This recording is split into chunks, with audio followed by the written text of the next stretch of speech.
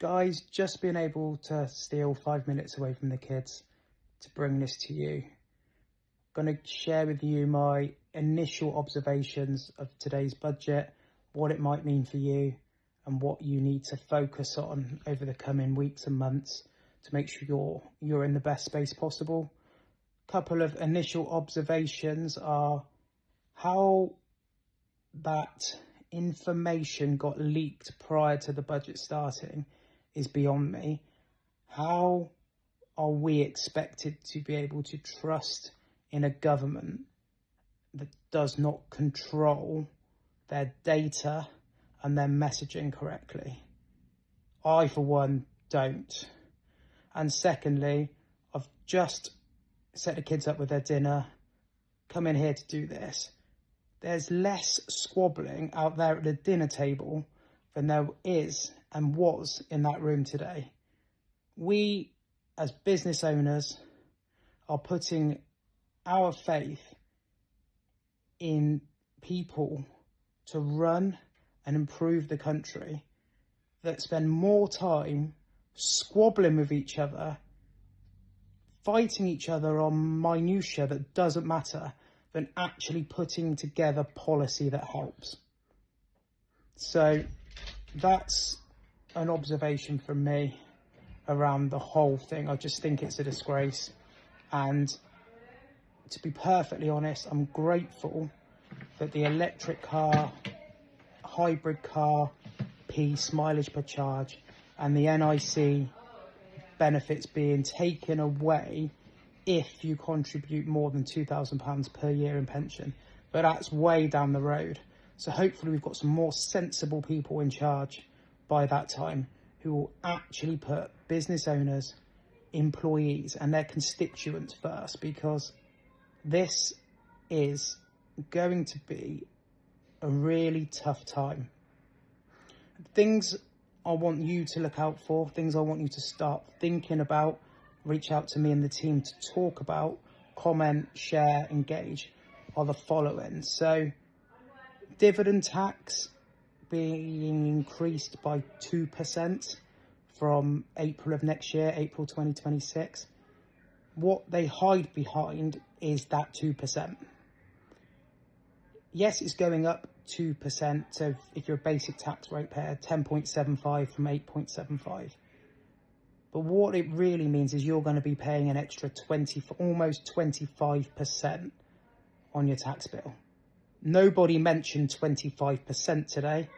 They just hid behind 2%. So that's me bringing you the facts now. National minimum wage going up again in April. Listen, I want everybody to have and be able to afford to live and have a good life. This isn't a comment or an observation around those individuals on minimum wage. It's more the impact it's going to have on our clients, the companies I'm directly involved with. It's going to be super difficult to continue being seen as a good employer, paying above minimum wage, if they continually put up national minimum wage without breaks in employers' national insurance, without breaks in corporation tax, without corresponding benefits to these companies. Yes, there's been talk of, and it's been signposted today, a reduction in business rates for smaller companies. I get that, but they only just put it up last year. I'm yet to understand the finer details on that, but it just doesn't sit well with me. Our clients who are in hospitality are going to get hammered. If they've got multi-site premises, they're going to get hammered. This is a budget not for business, not for UK, and not for the people.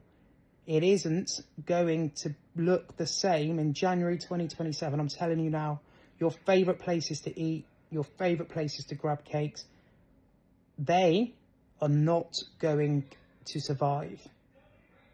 Yes, you can still go McDonald's, you can still go Starbucks, you can go to those places. But the small, independent, value-led, brand-led, customer-led businesses are going to really struggle over the next year.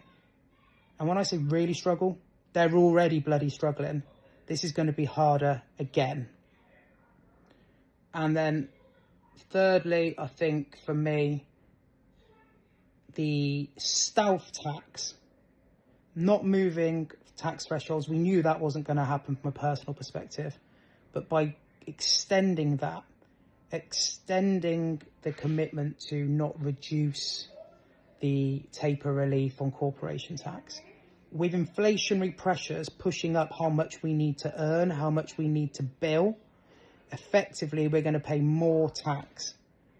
That is a bit of a difficult, harder concept to get, but as things cost more money, we need more money. But we're going to pay tax on that money, not be in receipt of an extra £1,000, £2,000 of 19% corporation tax or tax-free allowance. So we are all going to contribute more money in taxes going forward because of this budget. It is going to be a shitter of a year, and my only hope is that the stuff down the line, somebody else is in charge by then, who has a focus on business, a focus on individuals who want to grow and succeed, not on us having to foot the bill for large multinational corporations whom the government and HMRC do not tackle with the same level of vigour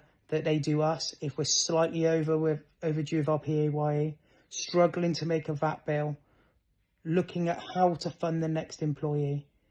They are so tough on small businesses that they let those get away. We've got the biggest budget, the best lawyers. They let them get away with blue murder. So a little bit of fact there for you based on the budget. A lot of venom, a lot of anger from me on my political beliefs, which you may or may not agree with. But I'm just really struggling to see a profitable way forward for a lot of sectors.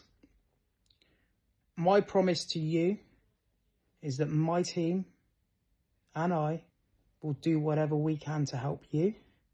So reach out to us. December's going to be a pig, but reach out to us. Let us know if we can start modelling what cash flow looks like in April with higher national minimum wage and therefore larger employer national insurance contributions, larger pension contributions, what that might look like for you, and not just against the backdrop of what sales might be, but suppressed sales in an environment where people may have less money. Let us model that with you. Let's agree a baseline. Let's work through a strategy to help you survive and then thrive. I think it's going to be a period of resilience and a period of digging in. And I think we all need to just get through it until there's a change. But we will do whatever we can to help you.